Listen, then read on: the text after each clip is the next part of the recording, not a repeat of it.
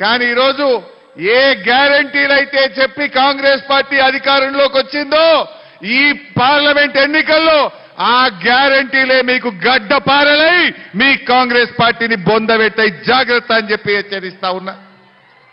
బిడ్డ, ప్రజలు అమాయకులు అనుకుంటున్నారా? ఏం చెప్పిండ్రు ఆ రోజు?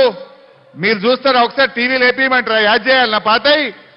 2 లక్షల రుణమాఫీ చేస్తా అన్నాడు రేవంత్ రెడ్డి. డిసెంబర్ 9 నాడు మొదటి సంతకం రుణమాఫీ మీద అన్నాడు.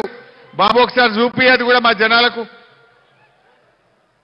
రుణమాఫీ అయిన వాళ్ళందరూ ఎంబడవై మళ్ళీ 2 లక్షల రుణం తెచ్చుకోరి. డిసెంబర్ 9 నాడు నేను అవి మాఫీ చేస్తా. కాబట్టి రైతులందరికీ నేను విజ్ఞప్తి చేస్తున్నా, ఎంబడవై బ్యాంకుకు పోయి లోన్లు తెచ్చుకోరి. వచ్చిన ఎంబడే నేను రుణమాఫీ చేస్తా. అయినా రుణమాఫీ ఎవరికన్నా? ఏం చెప్పిండు? 9 తారీఖు నాడు కుర్చీలో కూర్చోగానే రుణమాఫీ చేస్తా అన్నాడు. మొదటి సంతకం పెడతా అన్నాడు. వచ్చినాయా రుణమాఫీ ఎవరికన్నా? నేను అందుకే మీకు చెప్తున్నా, రుణమాఫీ అయినోళ్ళు 2 లక్షలు మాఫీ అయినోళ్ళు కాంగ్రెస్ పార్టీకి ఓటైంది. కానోళ్ళంతా కారు గుర్తుకు కేసీఆర్ కు ఓటేయండి.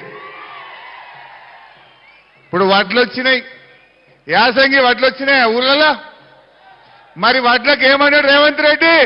500 బోనస్ ఇస్తా అన్నాడు. మక్కలకు బోనస్ ఇస్తా అన్నాడు. ఇప్పుడు బోనస్ ఇస్తాడా బొంద వెట్టుమంటాడా? ఇవాళ మనం అందరం అడగాల్సిన అవసరం ఉంది. ఇంకా బోనస్ కూడా చూపిబాయి ఒకసారి.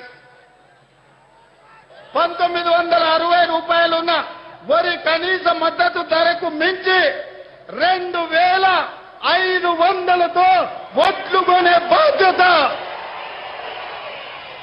2500కు క్వింటాల్ ఒట్లు కొనే బాధ్యత కాంగ్రెస్ పార్టీ తీసుకుంటుంది.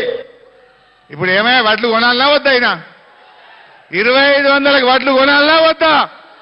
కొనకపోతే ఏం చేయాలి? ఏం చేయాలి?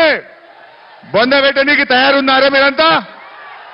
2500లకు వడ్లు కొంటా అని మాటిచ్చిండు, ఓట్లు వేసుకున్నాడు. ఓడ దాటినాక ఓడమల్లప్ప, ఓడ దాటినాక బోడమల్లప్ప అయిన కథ. మరి ఇప్పుడు 2500లకు వడ్లు కొనమంటే ఇప్పుడు ఏమంటుండు? ఇప్పుడు 1800, 1900కే పోతున్నాయి.